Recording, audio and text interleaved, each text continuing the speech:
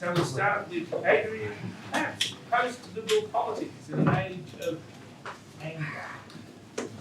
Thank you very much, Greg, and it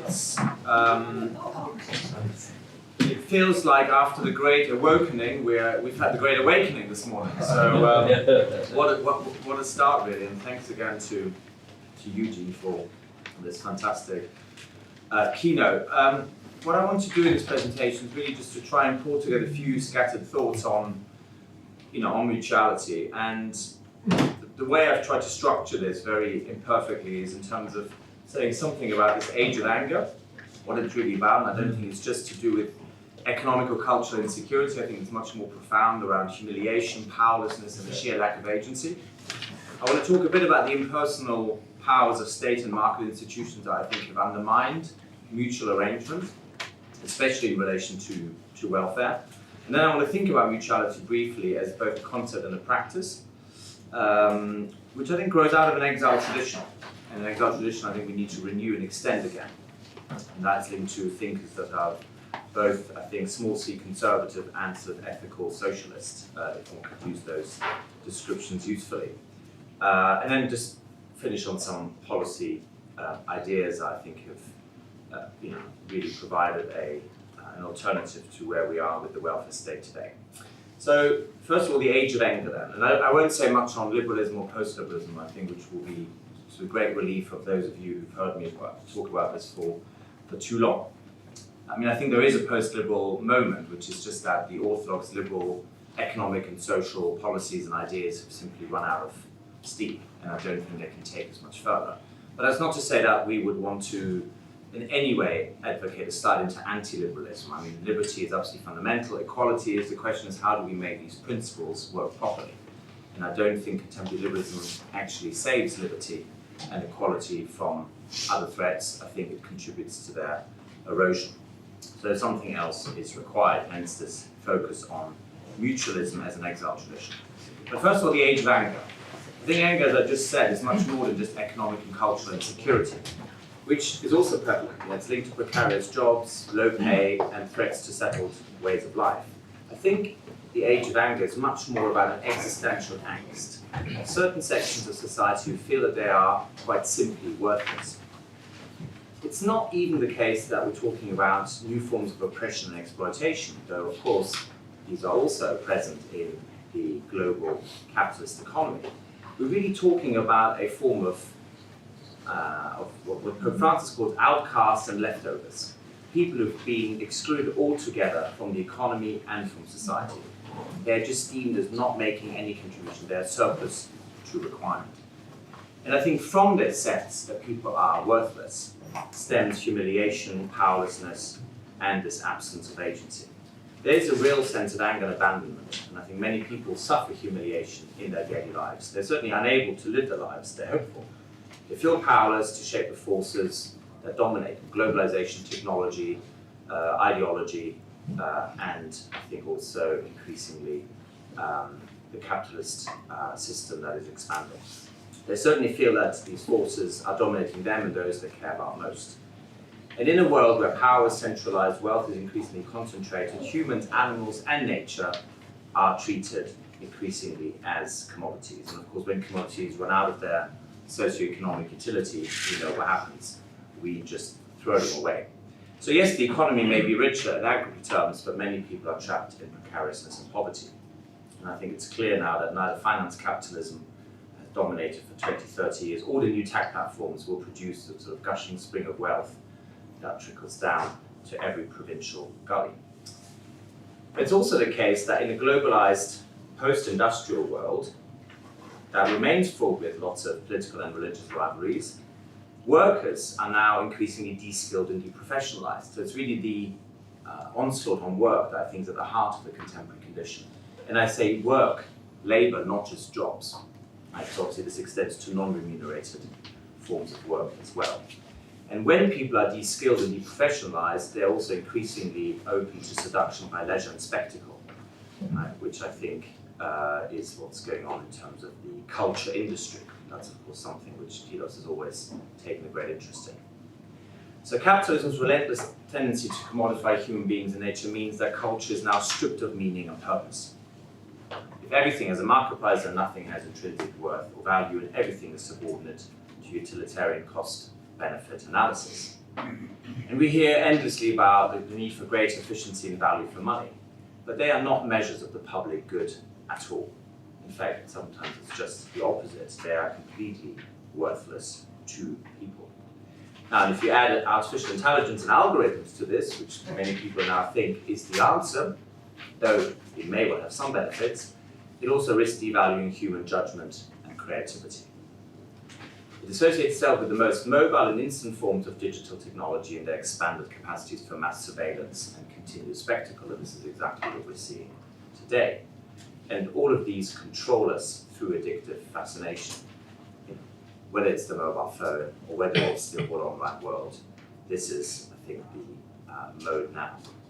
And so, yes, creative destruction may have an important place, replacing certain obsolete technologies and other arrangements, but often creative destruction is just destructive and there's not much creativity going on.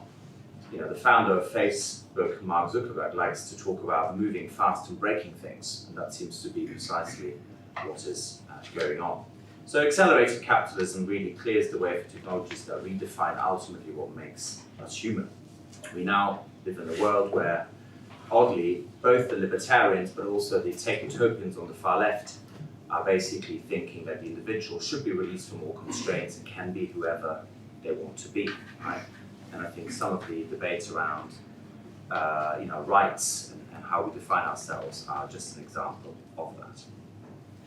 But I think behind this sort of libertarian anarchy that we see, we may also already find the seeds of some totalitarian temptations.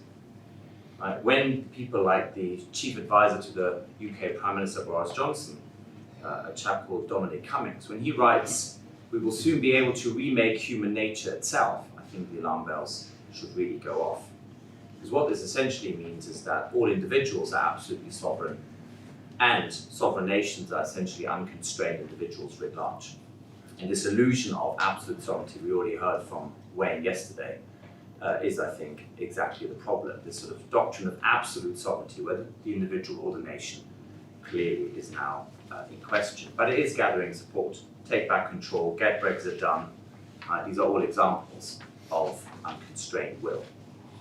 And the other side of this new culture is, I think, an extended and novel proletarianization of most people, which basically happens under the apparently opposite guise, but really these are just complements, of bourgeoisification. We have essentially the idea that there's a new proletariat, we could call it the precariat if we go along with people like Mike Davis. But there is a whole section of the population where essentially people are resigned to just a small modicum of comfort and passive diversion. Very routinized and uncreative work and increasingly poor social prospects and aspirations. All this has the effect, I think, of corroding character and undermining all the virtues of craftsmanship and striving for excellence allied to ethos. While actually both manual workers and the new professionals in the global economy are haunted by the spectre of uselessness. Again, so that we will all be ultimately either enhanced by technology or replaced by it altogether. This is all, I think, already delineated partly in works by the Senate, but also a very good book by Harry Braverman called Labour and Monopoly Capital, the Degradation of Work in the 20th Century. So this is not new, but I think technology now adds some urgency to this. Now you might ask at this point, what has that got to do with mutualization? Well, I think it's got everything to do with it because we're talking about the centrality of work, and we're talking about the centrality of worker self-organization. And what's really happened in the modern industrial state is that self-organization has gradually been eroded and destroyed. Just to give you some examples from the UK, by the late 19th century, there were some 27,000 friendly societies, so societies started by workers that either had professional or other purposes. This could be either professional organization, or it could be the trade unions, or indeed, more significantly, the pursuit of high art and culture. So people, reading poetry, playing classical music, this was all essentially workers organizing outside of structures of the central state or the free market.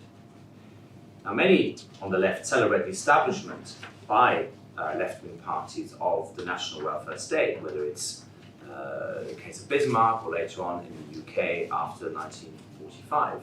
But the truth also is that it came at the expense of earlier forms of mutualist working class support. So in the 1940s, some 40 million people were members of friendly societies, 40 million people in the United Kingdom. But of course, and unsurprisingly, membership began to plummet after the establishment of the national welfare state. Now, really, the biggest hit that the welfare state took was, of course, under the reforms of Margaret Thatcher, when essentially everything was demutualized in favor of global finance. So cooperatives, community banks, and others were all demutualized, transforming from partnership structures into shareholdings. And then you basically had an attack both by the state and by the market. And when you get financial deregulation from the right and central administration from the left, you get to a situation where the number of friendly societies, in recent decades has been 200, right, compared with 27,000 earlier. So we can all see where this is going. And of course, demutualization didn't go well on its own terms. What happened was demutualized banks that were gradually bought up by others, and of course, those large banks, too big to fail, with their bankers in charge who were too big to jail, all collapsed or had to be rescued by the central state. And this is really at the heart of it. It's the convergence of state and market. So first we have a period of market state, roughly from 79 until the financial crisis of 2008. And since then, I think we have a situation where actually it's the state market that now seems to be in the ascendant. Because what we now have is actually the public bailing out of private banks, the former mutualized arrangements, which is now the case that essentially this bailing out means that the entire market state is now subordinate to the interests of capitals, but it's also the case that the government monopoly of physical force and currency provision is essential to keeping up debt-fueled capitalism. And then we get new hybrids, the sort of state capitalism in China, Russia, and elsewhere, which may well become the normative model of the future. But at the heart of both, whether it's the more market-driven capitalism of the West or the more state-based capitalism of the East, what we see really is surveillance capitalism. And I think the work of Shoshana Zuboff and others on this is very prescient as well. Because what it again shows is that we now have a fusion of the sort of Silicon Valley type panopticon with the anarchy of global finance. And that is really the destruction of all intermediary institutions. So how do we rebuild mutuality in this situation? Well, it clearly starts with very different conceptions of what it is to organize intermediary institutions. And I think here there are various traditions that we should draw upon. Romantic philosophy, which is very much rooted in this idea that there is no separation of the material and the immaterial, the immanent and the transcendent are not opposed, and we need to essentially recover this idea of an open, enchanted immanence, rather than the closed, secular, disenchanted immanence. And I think Romanticism is perhaps the greatest source for us to think our relationship to one another, to the natural world, and a new just social order that doesn't slide into any of the false dualisms or binaries that I think we have had to deal with. I think there are more specific traditions, whether it's sort of paleo-conservatism in America, with figures like Wendell Berry, or ethical socialism. These are all important for us to really think through what it means to organize society differently. So that would be things like local government educating the citizenry to participate in the public realm, the idea of parliamentary scrutiny of not just the executive, but also other organizations that provide welfare, the proportional participation of all classes in the affairs of the state, the right of people to resist as a last resort against unjustified tyranny, the idea of blending both authority and freedom by conceptualizing the latter not as a rational right of the individual, but rather as a system of both duties and privileges. And Burke has this really important idea of freedom, which is not what contemporary liberals or its enemies would defend. The way he defines it is as such: the liberty I mean is social freedom, he writes. It is the state, it is that state of things in which liberty is secured by the equality of restraint. So rather than endlessly increasing our autonomy in the sense of our independence from others, we actually need to recover notions of restraint on our will, and restraint on our domination of others or our domination of nature. So again, carry on with these more scattered thoughts. What does that mean in concrete terms around mutual welfare or mutual aid? Well, clearly, one thing that hasn't worked is to rely on the central state or the free market as a good provider of proper public services, or indeed welfare more specifically. I think really what is required is some state support and some well-financed public services for sure, but actually the best antidote to atomization and fragmentation is a politics of belonging, based again on rebuilding communities and rebuilding intermediary institutions. Right. Now there, of course, we could say it's either bonding or bridging capital, and all that debate has happened. I'm not particularly interested in it. What I am interested in is our concrete examples. So one interesting is actually to think of people no longer as passive recipients of either state benefits or market-provided services, but actually turning people into participants. So that would mean, more concretely speaking, that people actually now have budgets which they can take to set up new organizations. So rather than everyone being told by the state or by the market what the solution is, people can self-organize once again. There's some very, very interesting work on this. Let me just give you a couple of examples before I conclude. One is called the Southwark Circle, or Get Together in London. It basically means that people no longer just wait for the state or the market to offer something. Instead, what happens is that they join welfare schemes such as social care as active members, meaning that they shape the service. And they shape it because they have much better knowledge around their needs and the needs of their local community. So what they do is that they essentially draw on people's knowledge of the neighborhood and the community to see how the service can be set up.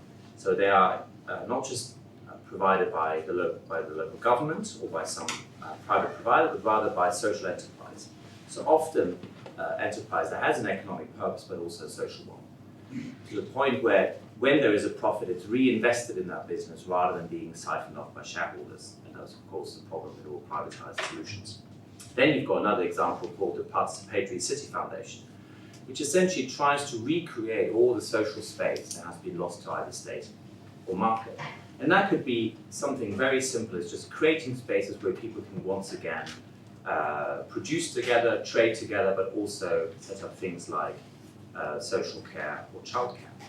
So just recreating the social spaces, opening up maker spaces so that people can actually produce things that aren't offered in the market or provided by the state. And as I said above all, recovering notions that it's this local solidarity that is going to be key to this. The main thing is really something like affordable childcare, which is either lacking by the state because it's so expensive, or else only exists in very rationalized supply. So just creating the space where people can look after children again and do it based around communal needs. But there's much more than this. There's also the idea that you can set up businesses because the infrastructure is provided, and that you can actually recover the notion that we're all workers, and that solidarity of workers has to be at the heart of welfare. It is not the case that we should be reduced to customers or clients, or to passive administrative units where the state dictates all the conditions. So it is about essentially recovering both agency, but also accountability, so that people are also accountable for their actions to others, to those that they live with and work with. Now, of course, these solutions need to be scaled up to a point where they can actually help all communities to recover. But unless it's people and place-based, and that's really the argument, I don't think any welfare can work anymore. If we deal in commodities or administrative units, we're going to carry on the dehumanization, and that is, of course, precisely where we are today. So I think placing people-based welfare is perhaps one way to think about mutuality going forward.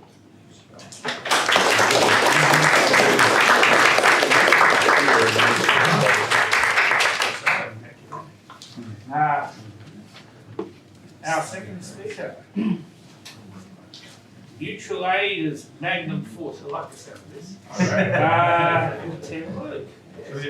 Great. Well, I gave him that to me, so. Okay, I'm just curious. Great.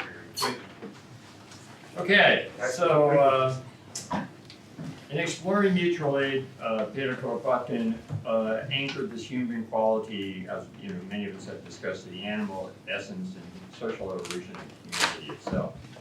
Like many intellectuals during the 19th century, he was playing off with Darwin to contest the theories of human evolution rather than regarding, as it has often been constructed in the Anglo-American world, as a struggle of the survival of the fittest. He wanted to instead look at an opposite tack, which is to say the evolution of humanity was sustained by the innate disposition of humans to collaborate productively in strong mutualistic support of one another. Cooperation and mutual aid rather than competition and selfish conflict were sentiments that drove the gradual moral, social, and ethical advance of human beings. The range of mutual aid throughout history anchored much of Kropotkin's writings. He was a geographer basically by trade, so he looked at a lot of these various areas for his time. It was kind of interesting. But he urged all to kind of look beyond the bogus boundaries erected by particularly social Darwinist arguments about selfish striving and find different forms of mutualism. Indeed, for Kropotkin, each individual was significant and all owed their significance to the basic mutualist interconnection where he says, quote, everyone, whatever his grade in the old society, strong or weak, capable or incapable, has before everything, and this is all in caps, shouting, the right to live, and that society is bound to share amongst all without exception. This analysis follows this lead by looking, so to speak, beyond what I think many of us think about it in ordinary circumstances when talking about mutual aid, to some exceptional circumstances of mutual aid, like moments of what is sometimes called Teowaki, or the end of the world as we know it, or that other charming hexaglyph, WTSHTF, when the shit hits the fan. To sort of evince what is the right to live in such extreme conditions, because too often we only look at what those extreme conditions are in episodic situations when they are actually now increasingly more endemic. So let me start in an unusual place. On September 14, 2019, many Americans gathered in public parks, civic squares, or local churches around the country to celebrate, quote, Guns and God Appreciation Day. Such an event for many individuals living in elite communities concentrated in big cities on the east or west coast seems a bit incredible. Yet for those who attended such gatherings, many did so with the belief that there are too many God-free zones to allow such out-of-touch elites who are often aghast when they hear about events that the people who attended them felt were their basic civil rights about imposing gun-free zones in the USA today. And, as Joe will tell you, and I can tell you, this is a big topic today in the Commonwealth of Virginia.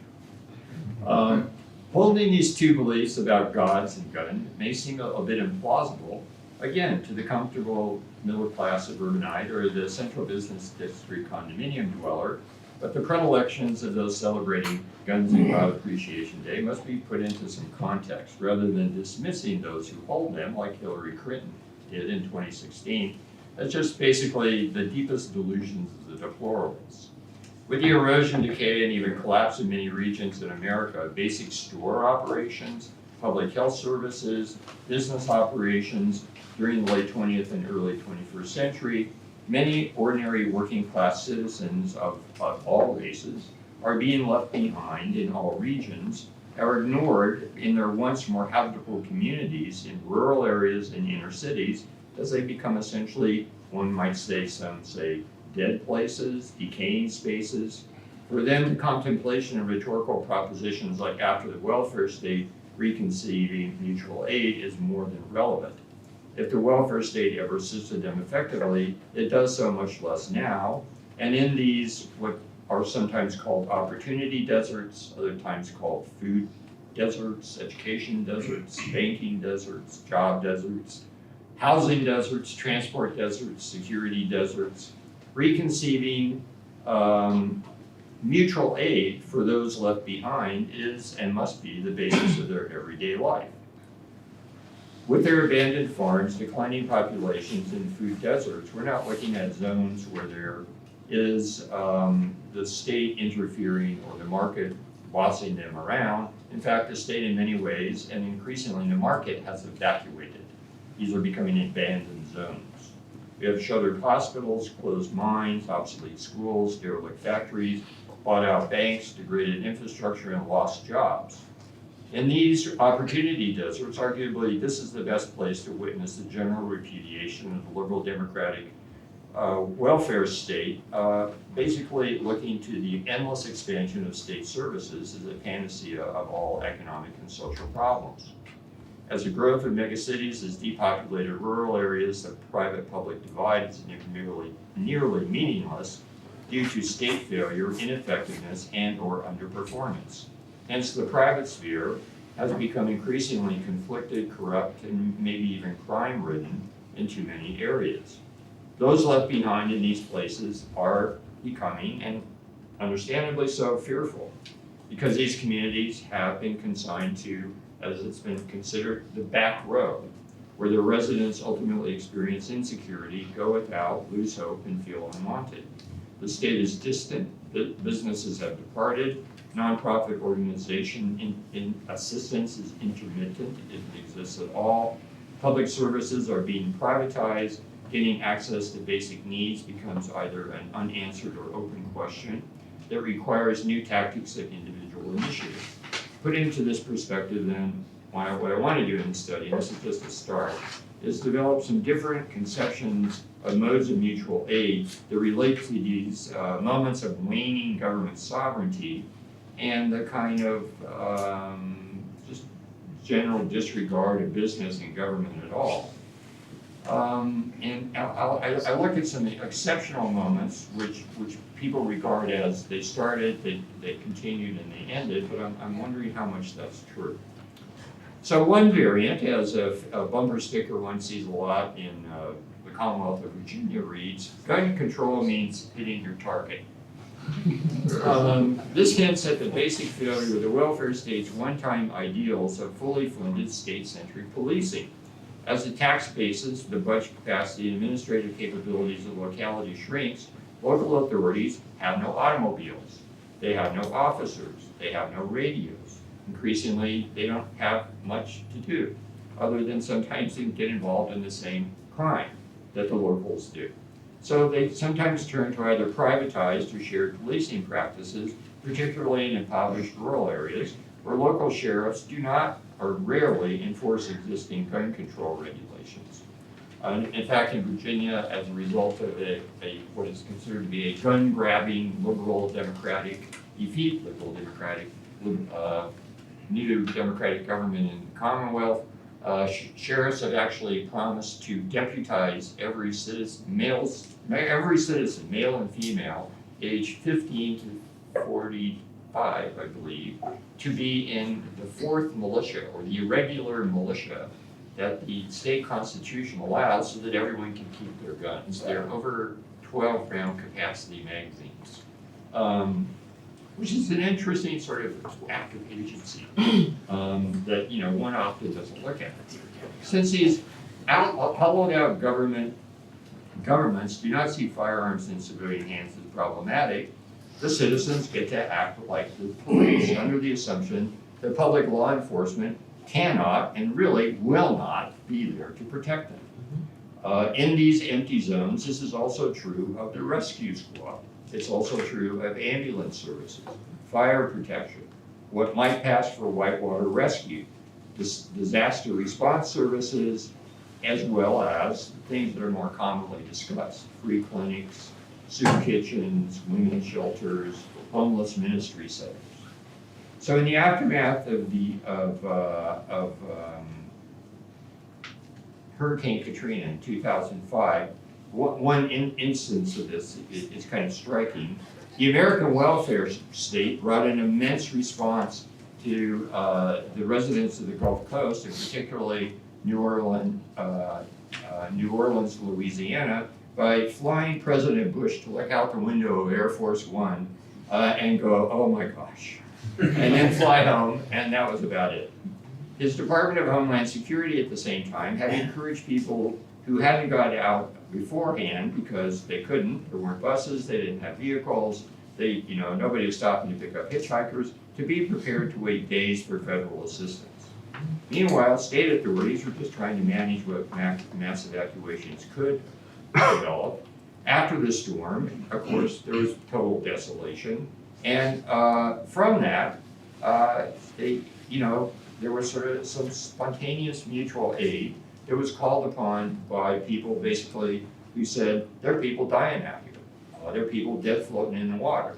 So one thing that I started to look at, that I find it very interesting, is with the collapse of the welfare state and the ineffectuality of the Department of Homeland Security, poor, rural, some not terribly highly respected individuals responded to a call which was issued where they expected 25 to 35 people to show up, when they actually had 350 to over 400 individuals show up in the first call to bring their own boats, to bring their own trucks, to come down to try and rescue people in New Orleans and other regions that have been struck by the storm.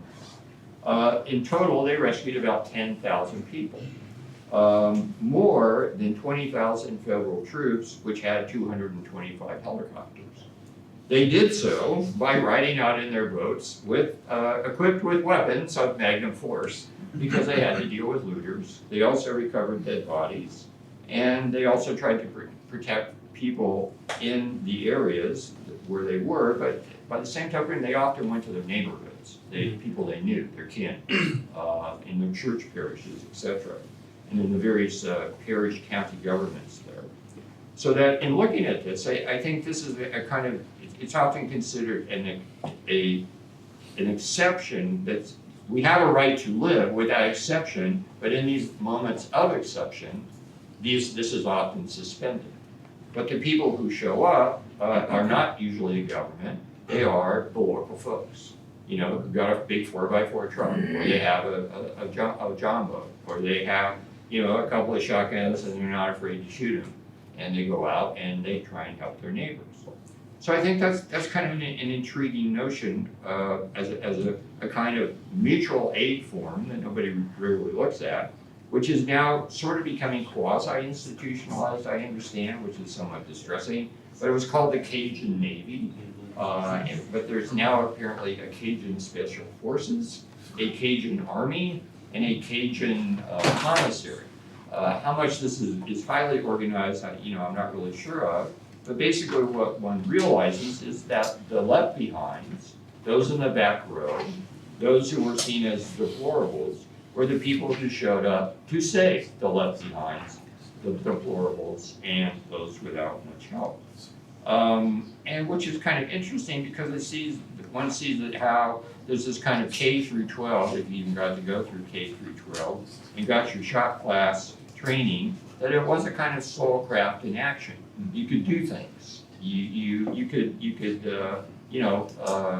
sail your boat, fire your weapons, pull dead bodies out of the water and treat them with some consideration, and help people when the state had failed, the national state and basically the state itself. So this got me looking at other moments like this, because I think in many areas, you don't have to have a hurricane. Hurricane Katrina in 2005, everybody thought, well, that was over. Well, the next year, there were huge floods in Louisiana, and the Cajun Navy had to come out even in greater strength in 2006. Then there was Hurricane Harvey in 2017, Irma in 2017, Florence in 2018. So that, in many ways, the state, government, business are almost expecting this kind of mutual aid, or throwing it upon the people who are least able to perhaps organize things like this to organize their own security, which is interesting. Some of it may be more penetrated by the state, but it definitely is an interesting instance of mutual aid that often is forgotten about.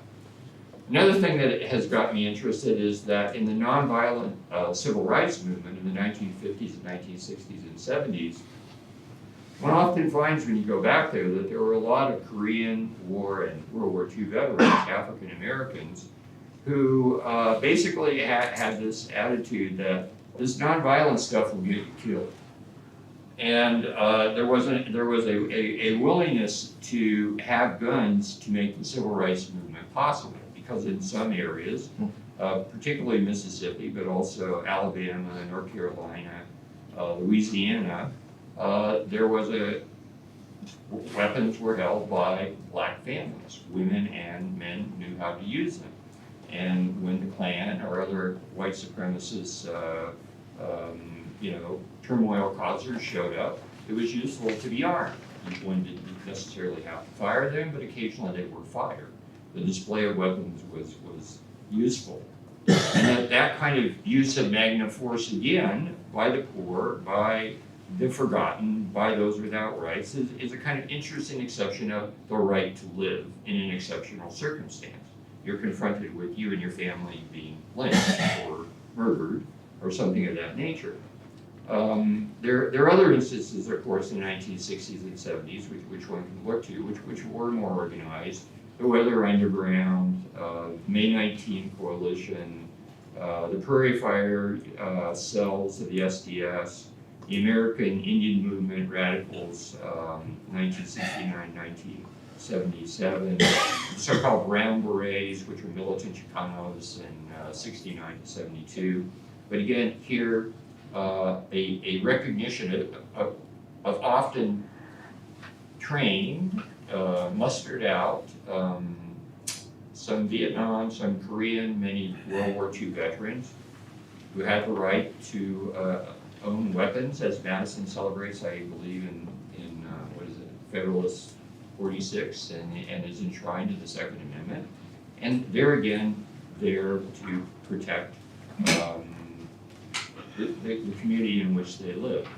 And the other thing that I'm being really interested in, because of what's happening in Virginia, is, believe it or not, Nigel Farage has been coming to the Commonwealth because Jerry Falwell Jr., who encourages everyone who goes to Liberty University to go through shooting classes and actually have that as a PE option, has started a Vexit movement, wherein counties, mostly along the West Virginia border, are incredibly incensed. I think 71 of the 80 counties of Virginia have passed, and this is an interesting concept, gun sanctuary laws.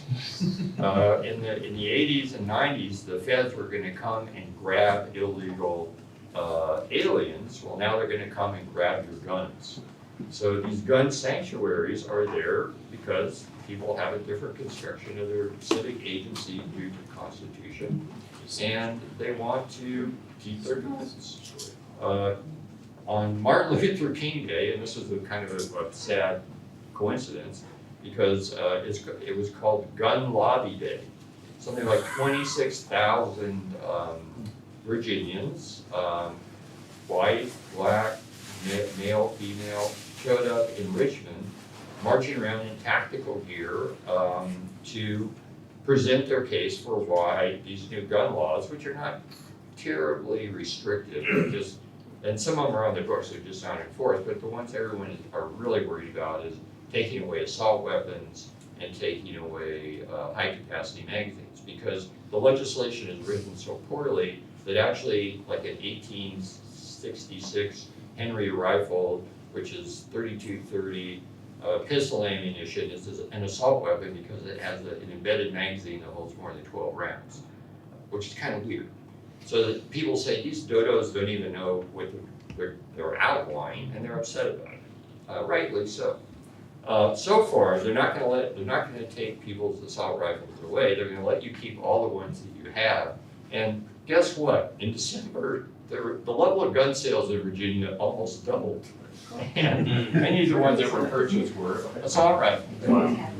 So now the question is, what do you do with the magazines? You're supposed to turn those in or destroy them.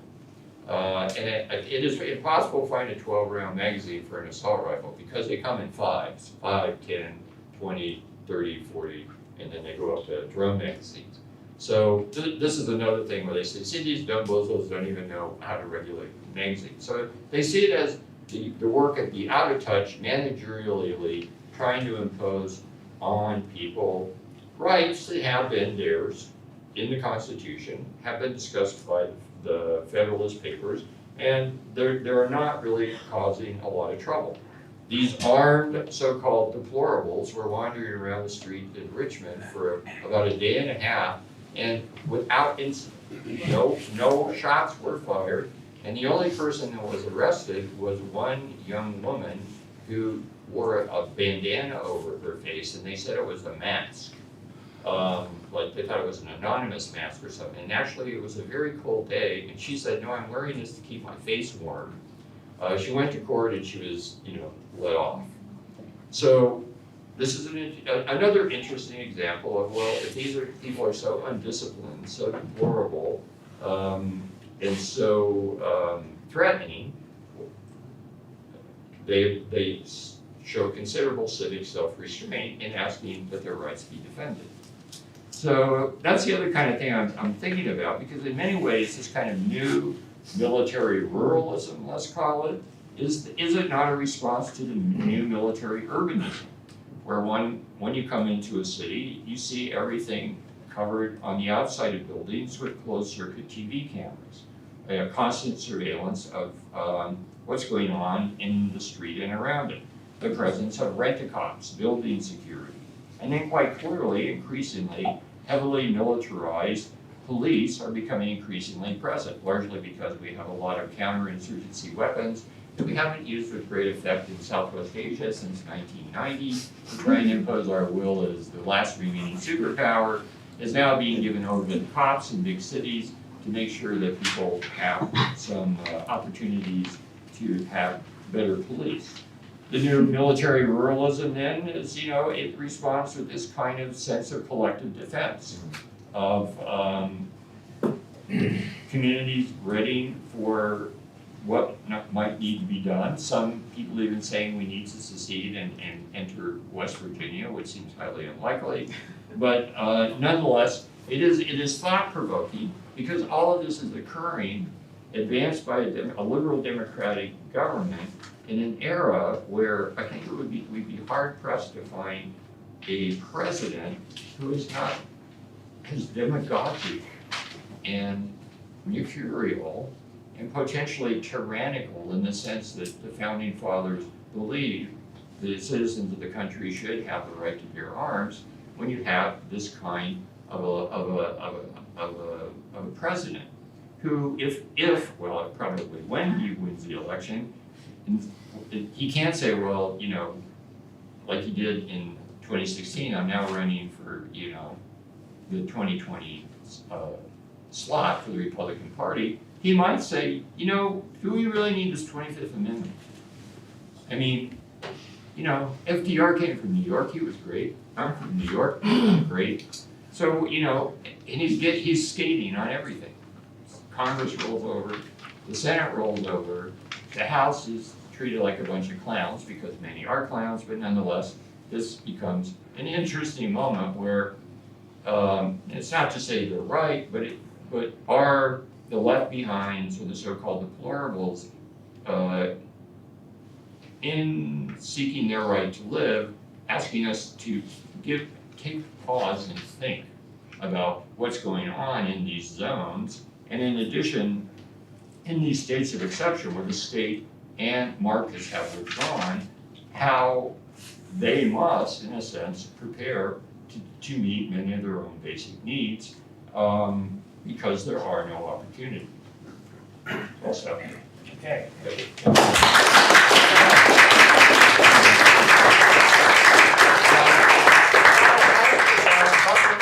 Horizontality versus verticality, new readings in the understanding of religion and organization.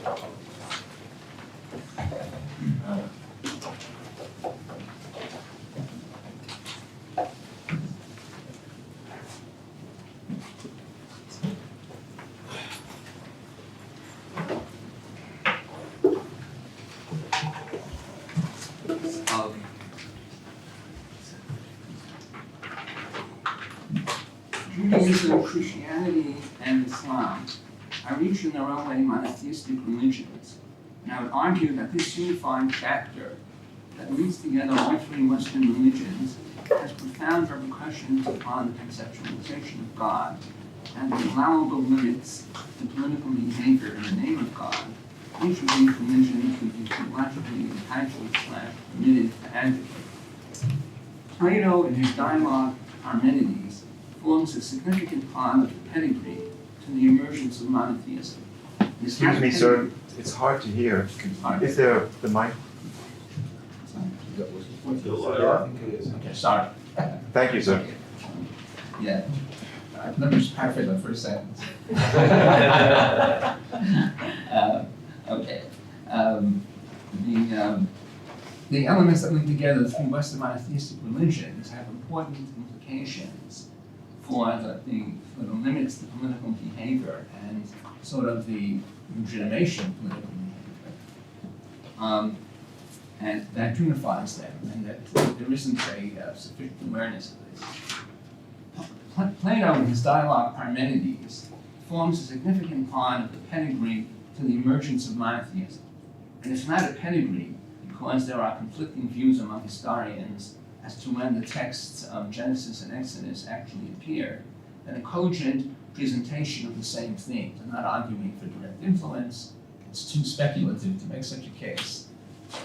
But there certainly is confluence. Plato's version is theologically and logically connected to the simultaneous introduction of the tenets of negative theology, that we can only say what the one is not, but not what he is. In the way that Plato differs from Genesis is that he immediately grapples with a central analytical issue, with the idea of the one as being the master of foundational conception of everything that's real and everything that's true, is that he says at one point, you can't even talk about the one, that you deprive yourself of any kind of usable vocabulary if you are so extreme in your formulation of what lies the source of being, the source of authority, any legitimate authority in any sphere. The one emerges in Plato's analysis as a metaphysical possibility that cannot be validated or refuted. Of the theorists that I want to refer to here, the one that is most fully attuned to Plato, and I'm not sure that he read him, but he probably did, is Nicholas of Cusa. Nicholas of Cusa has this exactly in the Platonic mode, that God is a possibility, and the church made him into a saint, and I don't think they regretted it. I mean, but there certainly is ground from the point of view of fundamentalists to reconsider the church's judgment. I mean, I certainly applaud the church in what it did. In Plato's hands, any attempt to structure a way of life, a belief system with its attendant set of institutions revolving around the centrality of the one, would immediately find its vertical yearnings and ambitions thwarted and transmuted into a realization that we rationally limited human beings cannot do better than horizontal patterns of relationship to other human beings, in designing the institutions and structures of a religion devoted to a celebration of the one. So what basically happens, I mean, if you have the monotheistic idea lost by the Platonic notion of negative theology, that you can't remain sort of linguistically or logically faithful to that supreme idea. So what it does is place the initiative for the construction of the religion upon human beings. So in other words, instead of having sort of fundamentalist queasiness, acknowledging the role of human beings in creating the institutions and the structure and the whole framework of religious authority, that's a limitation that is given in advance. I mean, what happens, you get the idea of the one lost by negative theology. It becomes the new orthodoxy only in the Middle Ages. Maimonides is the central systematizer of that. And he is, in his iconoclasm that is really, I think, only emulated by Hobbes and by nobody else, Maimonides is willing to go the full distance with this central implication of a platonically lost idea of the monotheistic God, the one. Maimonides says that prophecy is a human capacity, it's a human aspiration, it's a possible human fulfillment. And the prophets who invest the religion with the monotheistic religions with theological content and laws and values and hierarchies of action and aspiration, that all of them are that the one that they're talking about is it's only they who can who do this out of their human resources. It's not something that can really claim in a full-fledged sense, in a bona fide sense, divine sanction. The divine sanction is a recognition of a human limit to explanation. That you can't go further than just the one. And then after that, the construction of religion becomes basically a political challenge. In other words, you need human beings to come forward so that every step of the way is humanly managed and controlled.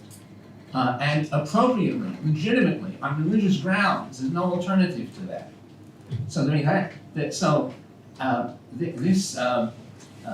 this Maimonidean integration of both the doctrine of monotheism with a negative theological critical gloss that one finds in Plato's Parmenides, when that becomes a new norm for monotheistic religion, you have a new ballgame. You have a new sense of what is of what the Western religious legacy of monotheism is about, and then it becomes more starkly relatable and relevant for political theory and political practice. I mean, if in relation to God, it's our efforts, our initiatives that gives us God as a relevant factor in structuring our lives and articulating our values, then certainly in relation to all the mundane tasks that politics is supposed to organize, the role of human beings should be overtly recognized as paramount. In other words, there's a kind of built-in subversion of divine authority in religion itself. And so politics doesn't have to do better than that. It doesn't have to be holier than the Pope. I mean, if religion is governed by human initiative, politics has to be governed by a very self-consciously developed and pursued understanding of where our initiatives can make the difference. And that's what I'm calling horizontality. Horizontality means that you just go one way. Horizontality means you have a whole human community to work with in figuring out what the content of our beliefs and practices are, how to revise them, how to improve them, how to transform them, and how to respond to the exigencies of the moment that require urgent attention.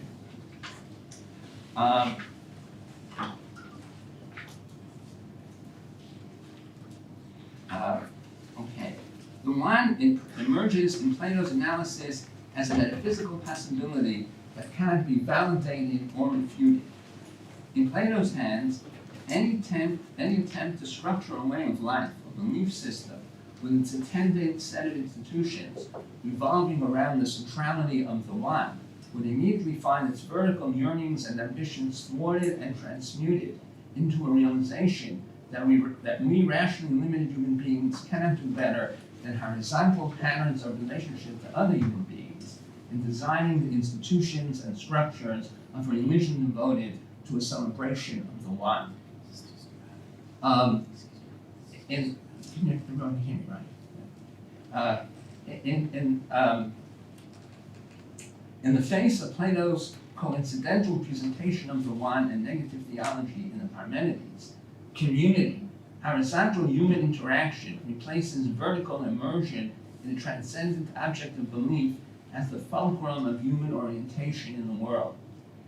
As Jewish, Christian, and Islamic mystics have never tired of emphasizing, we empower God by empowering ourselves. Now, the mystics in the history of all three Western monotheistic religions, to the best of my understanding, are the only ones who have taken Plato literally. I mean, after Maimonides, Gershom Scholem, in his monumental work on Jewish mysticism, says that Maimonides makes Jewish mysticism possible. He makes Jewish mysticism possible because he shows the eventual bankruptcy of rationalism. Some of that. mysticism has to complement the incomplete rationalism. So the mystics in all three Western religions use this vocabulary. It's actually the title of a book by Abraham Joshua Heschel, who was immersed in Jewish mysticism, probably in mysticisms of the other monotheistic religions as well, that God is in search of man. God is inert. God is a symbol. God is the end of thought. And so where do you get man? You get man because of human beings' self-creation, a response to a situation of dire limits that don't create open spaces for us. The open space is really the closure of human rational inquiry. Once you hit that closure, then you have to act. You have to act. You become an instrument of God's realization in the world. You know, and that's the invitation that the mystics of all three Western monotheistic religions respond to. And that image of monotheistically inspired mysticism, I think, forms a wonderful model for how politics has to be viewed and constructed and enacted. That that outside of our interventions, we have nothing to bank on. That in the end, it's what we do or what we fail to do, and our attempts to learn from our failures, that are responsible for everything that happens in the world in political terms, and not just in religious terms. And if we're properly immersed in a legitimately monotheistic understanding of the three major Western religions, then we're really set to become political activists. I mean, I'm not trying to predetermine the ends of political activism. I'm just placing the emphasis on the idea of our incessant need to do, because if we don't do, there's no metaphysical location that will do it for us. And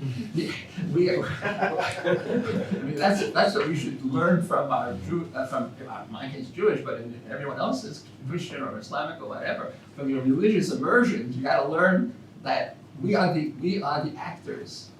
You know, we are the actors in a divine sense, in a divine arena, as well as a mundane, human, personal, and political arena. The term God that functions as a human operator, not the term God that is the mystical substratum of that term. And because the mystics have many different levels, the term God is predicated upon other uses of God. So the real God in Jewish mysticism is called the Ein Sof, without end. Without end is our ignorance of who he is, that he exists. So yeah, without end doesn't have an object. It's just an open-ended subject that we can fill in depending on our mood at the moment with any content we want. So that's the substratum. The substratum is that we don't know what we're talking about. But even in our vast and unfathomable, you can't plummet the depth of our ignorance, there is the God who's talking to us in the sense of the priorities of the moment, that we need to do something about him and about ourselves. The term God that functions as a human operator functions forever as a search tool to locate human beings, to relate to him in the manner in which human beings traditionally operate in the world, through organization, structures, and communities. There is no other way to empower God except through horizontal human means. A mandate of the mystics that they address to their respective communities of believers in all three Western religions. We have to empower ourselves to show that God exists. We are the tools, the instrumentalities, and the proof texts. The only proof that God exists is that we are acting in a manner that we take, in a manner of judgment and conscience, and tradition and education, and independent assessment of what should be primary in our lives. We take the lurch. We take the leap, the quantum leap, to say that we're doing this in the name of God. Now, there's no certainty any step of the way. There's no certainty about his existence. There's no certainty that what we're doing in his name really represents him. That a religion is as suffused with ignorance and lack of immediate orientation from its central categories as any secular field that human beings have cultivated over the generations and the centuries. It becomes a paradigm how to live a life of ignorance. And Nicholas chooses beautiful dichotomous terminology. We learn how to be ignorant by emulating religion. We learn how to live lives of unfathomable, unmasterable ignorance by being religious. So religion tutors us, trains us how to be ignorant, how to be properly ignorant in a civilized manner, where we can reap all the possible lessons from our ignorance, that we have the capacity, the intellectual capacity and the courage to muster and to adapt into our ways of life, individual and collective. Now, it's very interesting, by way of pursuing this, in Plato's hands, the term faith, and here my mind is very close to Plato. I mean, the term faith hardly exists, especially not in the Parmenides and the other Platonic dialogues, of minimal importance. In Maimonides, who's a major, medieval systematizer of negative theology in Platonic terms, not in purely biblical terms, the term faith hardly occurs. He's not interested in faith. Faith is an ideological invention, the way it's used in modernity. He has no interest whatsoever in that. He hardly talks about it. It doesn't justify a damn thing for him. What justifies it is what he calls reason. He's a Platonist through and through. I mean, Aristotle is a vehicle through which he gets to Plato. I'm not sure how much he read of Plato. Probably very little.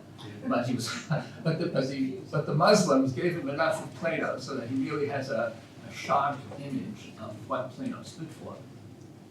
In Plato's hands, the term faith can only function as a rationalist imperative, because otherwise we could never exhaustively approximate to the presuppositional limits of any term that we use, or ward off the movement to an infinite regress in delineating the background, more general assumptions and premises that undergird our arguments. Faith is not a polemical or ideological category. It is a rational category that in earlier phases of human history was evocative of our proximity to truth, because it highlighted the bankruptcy and limitations of reason. So faith, you get to faith as a rational sort of heralding of where reason trails off and is not able to continue the argument or the inquiry. There are always areas of ignorance that correlate with any argument that we formulate, no matter how abstractly pitched, and no matter how many times we revised our argument to take it into account, the fact that we haven't gotten distance. All of the factors that we deem that we take into account, all the factors that we deem relevant to our case, we still reach this point of ignorance. There are always the dangling threads that we're not able to integrate into our rational comprehension of whatever issue we're addressing. Faith is an integral term to rationalist discourse and meta-discourse, and needs to be viewed not as an alternative to reason, but as a tool of reason. The inevitably loose threads that accompany any argument have to be sustained and related to in an attitude of faith. Faith meaning we're going to wait until we work some more, maybe we'll come up with, we can move the rational discourse one phase beyond where it was when we received it from our, inquiring forebears.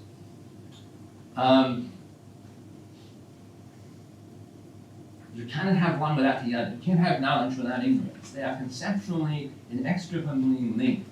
In any rationalist goal that we ever commit ourselves to, there is no bedrock to be attained.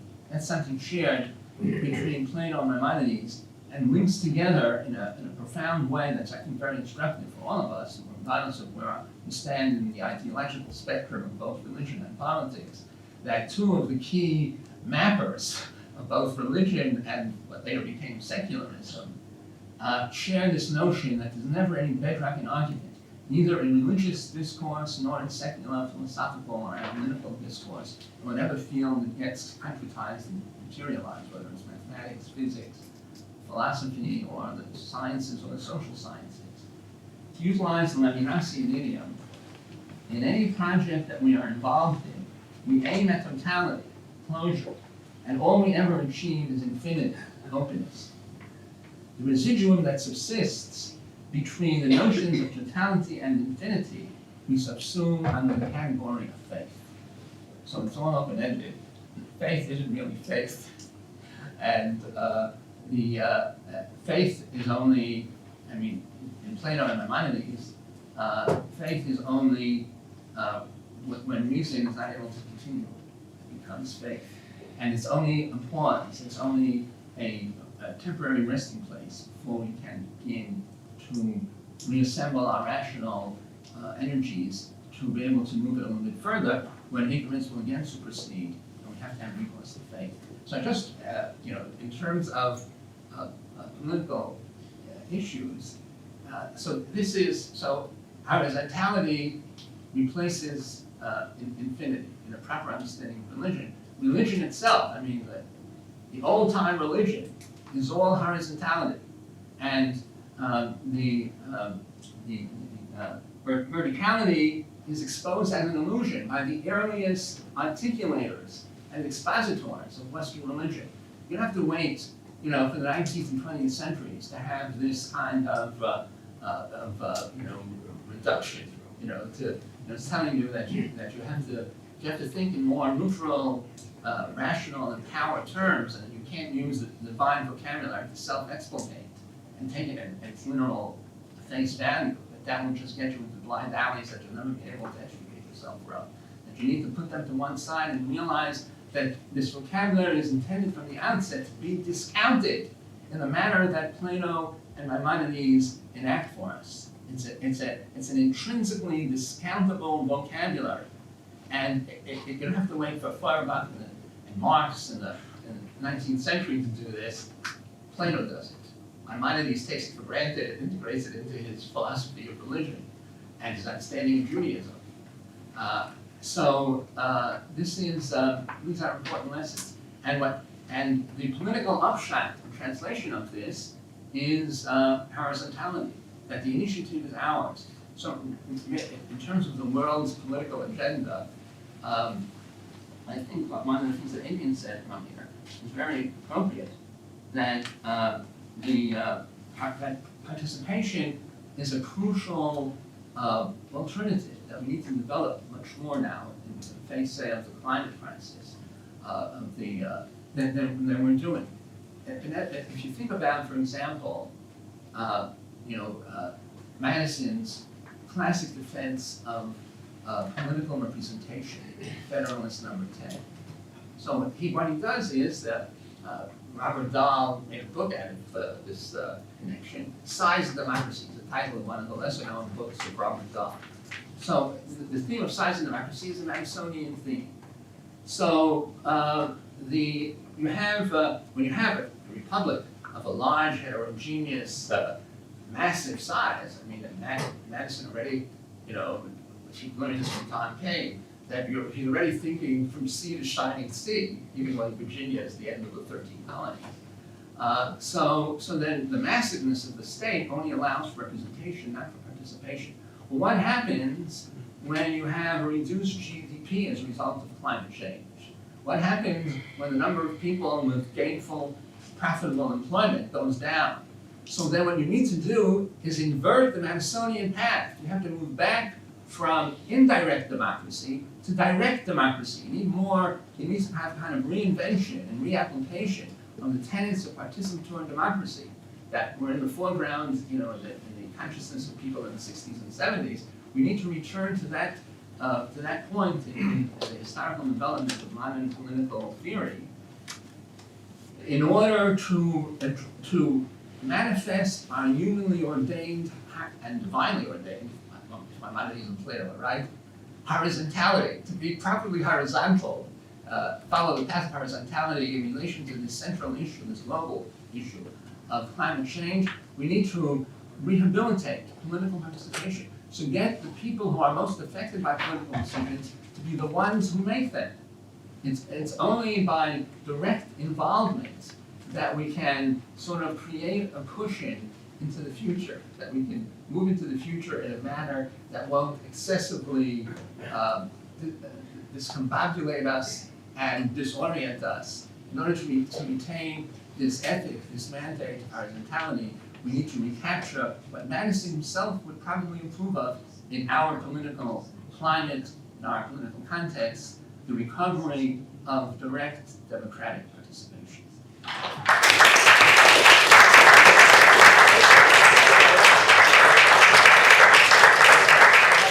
Right, and how much time do we have questions? Let's see how many questions there are. I think up until the round table at 12, I guess. It's meant to be correct. Well, nominally, but we don't, I'm not sure we have drinks, so we'll carry on. Thank you very much for all the presentations. I just had on the question of participation. How could we get our heads around this concept and get used to be more participant in the institutions of our population? For example, there's large groups of sports in our society, non-participant, with just watching. Could sports be made more available as a way to get people more engaged in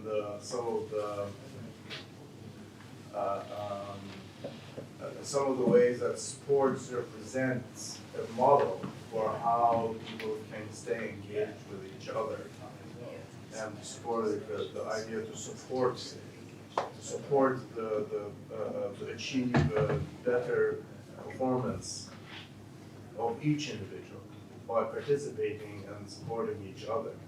Could this be a tool for get people more engaged? Sorry? Do you want a collective view? Oh, okay, Marsha? Good. Yeah, so I have a comment or two and then a question about participation. Thanks, Aryeh, for bringing in the Ein Sof. I mentioned him yesterday.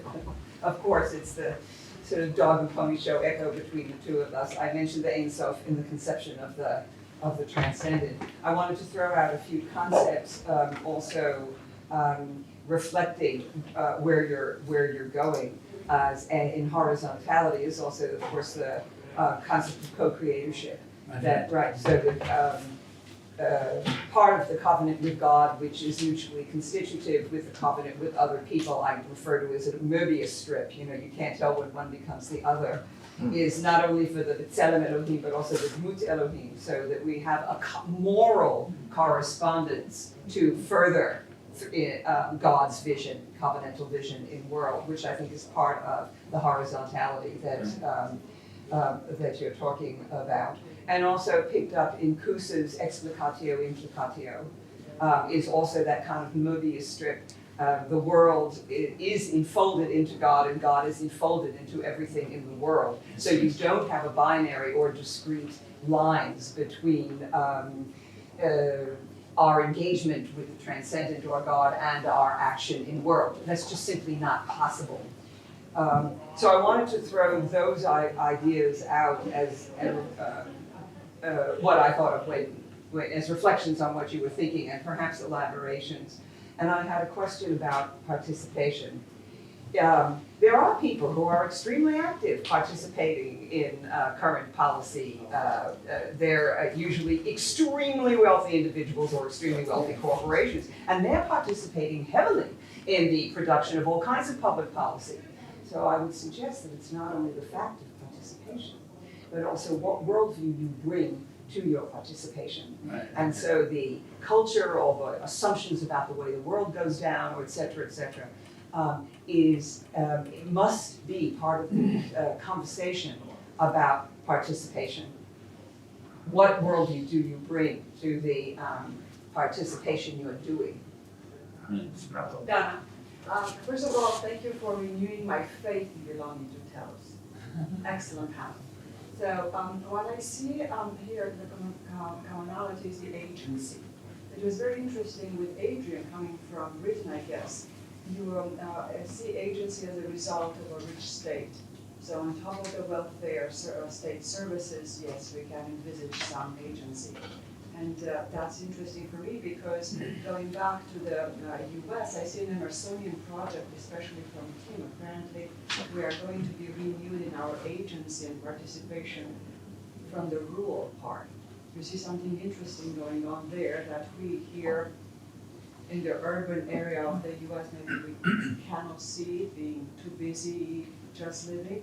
And what I wanted to say about the agency that we're talking about ignorance and religion, and God, it was so nice listening to you, but what I see in terms of the religious manipulation is almost the opposite of what you're saying.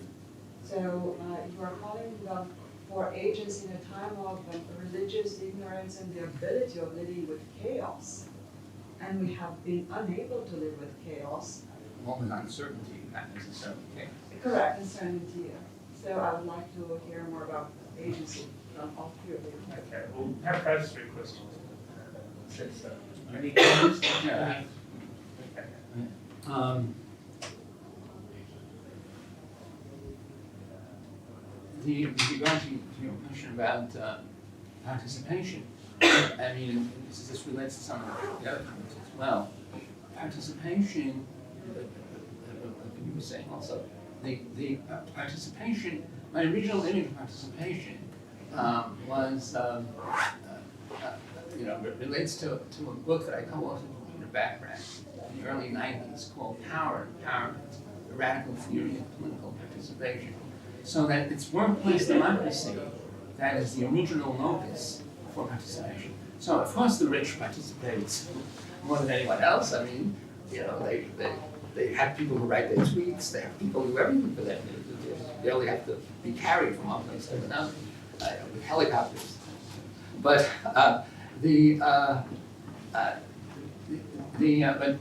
political participation is a response clamoring for it, a strong assertion of its need and developing of it as an active political program is a function of the powerlessness of the excluded, of the marginalized.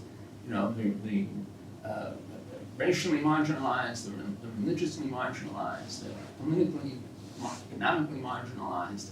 So participation, and the common ground with the people who are in a position to offer the excluded a means to enhance their participation is that the work that they'll produce to enhance the coffers of their employers will be better the more they feel personally implicated in it. So the participation can be sold to employers as a means of exacting a really fully committed work, one's range of energies will be more fully committed to the work schedule and its tasks. If I have a stake in it, that's more than just receiving a kind of passive paycheck that is determined by management exclusively. So that's the original locus of participation, is how workers, through an enhancement of their consciousness by participating in local workplace decisions, and the enhancement of the consciousness can only result from having decision-making powers. So in the end, have to be able to have a say in how the profits that the corporation earned in the previous fiscal year, how they're going to be reinvested. That it has to involve really central decisions of management in which workers participate. They have to move up to that level. And once they reach that level of sophistication and involvement and success, they can branch out to more authentically political agenda of political involvement. And that's the way Backward and I were accused of being utopians. We're still utopians. But I don't hesitate to acknowledge that limitation of my argument. But I mean, if you don't dream it, it doesn't happen.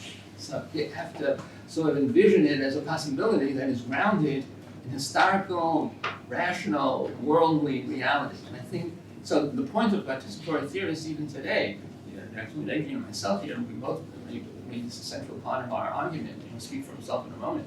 But I mean, that is a way of reintegrating what can actually serve as an enhancement of ordinary citizen power into an active political agenda, so that the elite manipulation that we've been subject to, for more than a generation, under the auspices of liberals and conservatives and reactionaries, everyone has been overly manipulative.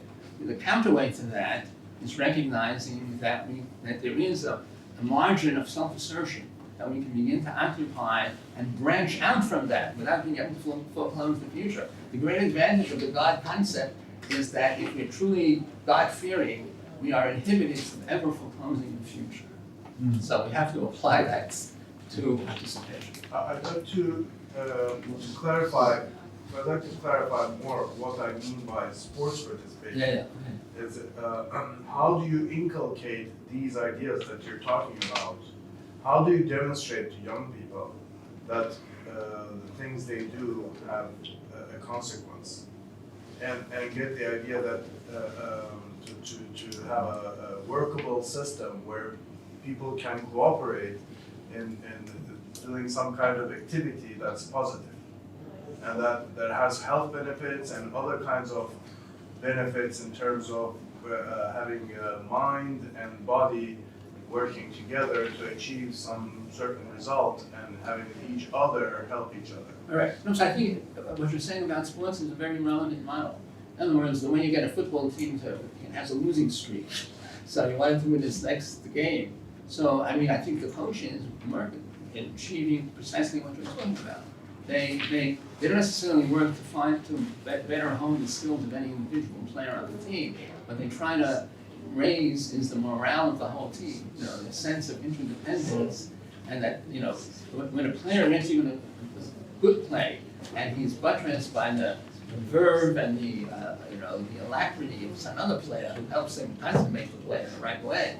I mean, that's what determines whether the team wins or loses, and so that sports and so many millions of Americans are really enamored and moved to sports can have a beneficial impact on how we conceive and. But only if they're not simply watching. That's right. That's right. Only if everybody can do it. Can we, I believe you actually second. I suppose the reason why participation is coming back to the fore is because I think we're seeing, first of all, the limits and failures of representation, that it just isn't working well enough on its own terms, because there's only so far you can represent the will of the citizenry, and even then there are problems around when certain political movements or political figures invoke the will of the people as if that will was somehow monolithic, rather than people as they are in their families and localities and workplaces. So I think representation has inherent limits. I mean, that's true metaphysically as much as politically. But the reason more specifically today is that we have arguably both amoral or outrightly immoral elites and essentially popular demobilization. I mean, there's a whole long history now of essentially demobilizing the citizenry by reducing us to passive recipients, passive consumers, rather than active participants in the political realm. And so therefore I think we need more virtuous elites and more and greater forms of popular participation, and that would be at all levels. It would be where you are, it would be at regional and federal levels, but it would also be recognized that people can be leaders in one respect and followers in another. And it's not a question of having the elites there and the people over here, but rather a much more integrated arrangement that is much more mutualist around leadership based on ethos and excellence, but also followership or fellowship based on loyalty and allegiance and trust. But that of course has to be earned, and what we don't have enough, and this goes back to the point about sports, is good role models. Role models that will inspire people precisely to overcome whatever limits there are and to try and participate. And I think role models are so important in order to foster better ethos. And we don't have the role models in politics, and we don't have them in the academy, and we don't have them enough in sports. And it's how to nurture that. That will be one of the key things I think very important.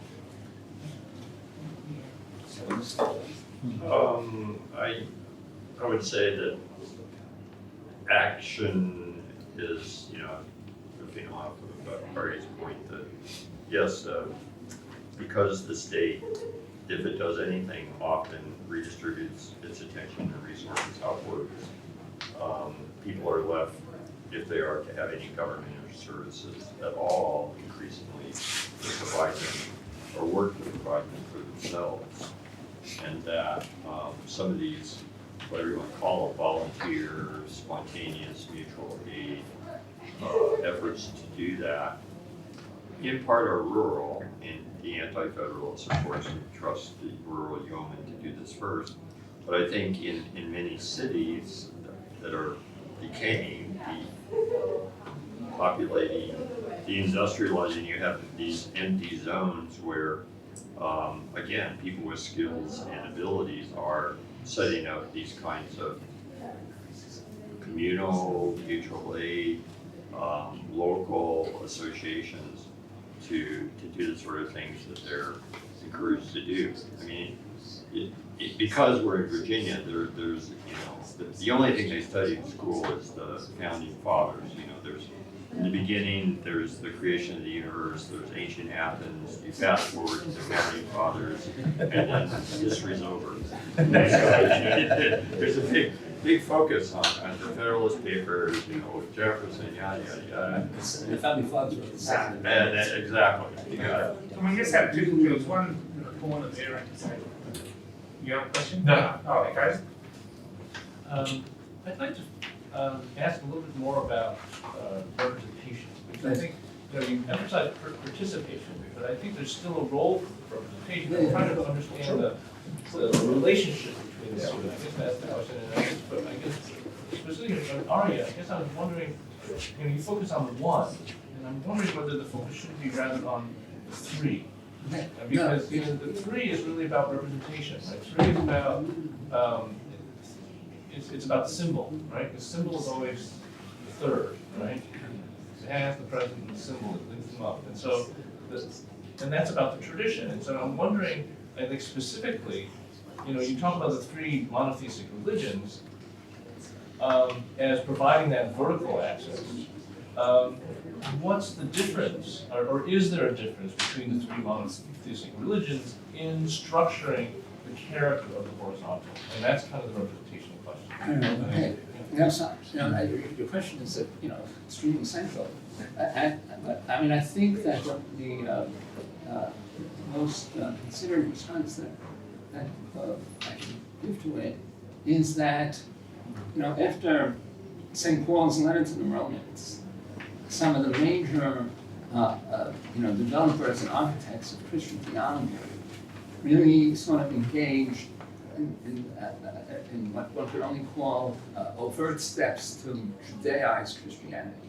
You find this in St. Augustine, maybe some Platonic influence, Neo-Platonic influence. You find it in St. Anselm of Canterbury and Nicholas of Cusa. And so some of the greatest thinkers in the history of Christianity restore what St. Paul took away. And St. Paul himself is sufficiently dialectical so that he can be there in a negative theological way. I think Hobbes in the second half of Leviathan does that. The part of Jesus that is, God, God the Son. So God the Son is as inscrutable as God the Father. So that the fact that that divinity gets trifected does not.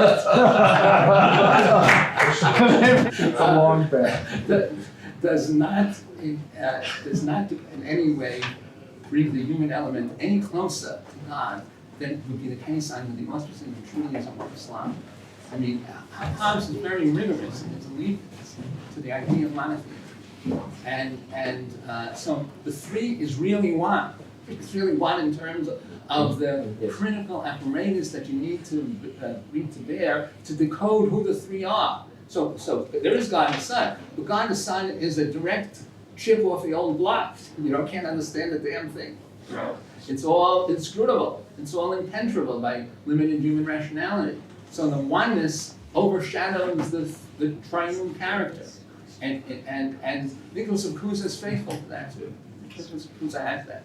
And so it's very important, I think, because the skeptical elements of all these great theologians, partially inspired and nurtured by Plato, override their allegiance to and their understanding of monotheistic religion. So they have to render it compatible with what they learned about the limits of reason from Plato.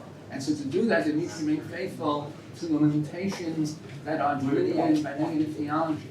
And they do that, they restore that to St. Paul.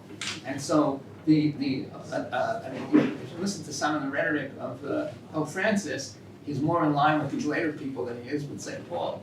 And so this is, the unitary character of monotheism is something that I think can appropriately be reappropriated and be assigned centrality for Christians as well as for Muslims and for Jews. So I think we have to end it. Thank the panel.